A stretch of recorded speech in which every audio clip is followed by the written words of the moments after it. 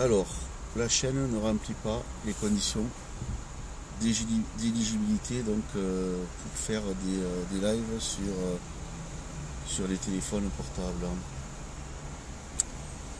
Toutefois, je vais faire ça depuis la bagnole, je trouve ça pratique. Et là, donc de vous faire entendre une émission radio là, que j'écoute. Et en fait, c'est l'apologie des francs-maçons britanniques écossais. Du nationalisme écossais. C'est pas du tout le corps électoral de la Nouvelle-Calédonie, par exemple, où il faut avoir je ne sais combien d'années d'installation en Nouvelle-Calédonie pour avoir le droit de vote. On a entre 16 et 18 ans, je parle du référendum de 2014, on est ressortissant de l'Union européenne, on est ressortissant du Commonwealth, on a le droit de voter en Écosse pour ou contre l'indépendance. Oui. C'est pas une preuve d'ouverture, ça, monsieur Coquelin? Ben si, c'est une preuve d'ouverture, mais voilà, le référendum a été gagné, effectivement, par les adversaires de l'indépendance. Oui, mais il va y avoir un nouveau référendum, nous dit le Premier ministre écossais, qui le promet. C'est pas lui qui décide, c'est pas Madame Sturgeon qui décide. C'est qui, Madame Sturgeon? Madame Sturgeon, c'est le Premier ministre écossais dont vous parlez. Et qui dirige un parti nationaliste. Et il y a aussi des partis nationalistes autres que le sien, d'ailleurs. Il y a un parti nationaliste gallois aussi.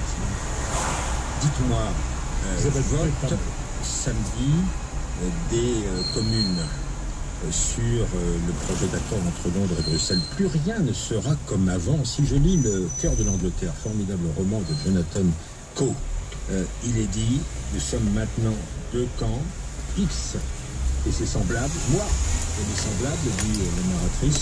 On a beau vivre côte à côte dans le même pays, on habite pourtant deux univers différents, séparés par une cloison étanche, une muraille formidable, faite de peur et de suspicion, voire peut-être de ces traits britanniques par excellence qui sont la honte et la gêne.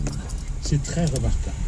C'est une description qui reprend presque textuellement ce qu'avait dit Disraeli, le grand ministre victorien, quand il était romancier et qu'il décrivait ces deux nations qui coexistaient à l'intérieur de l'Angleterre, et on est au début du XIXe siècle, eh bien ça n'a pas changé.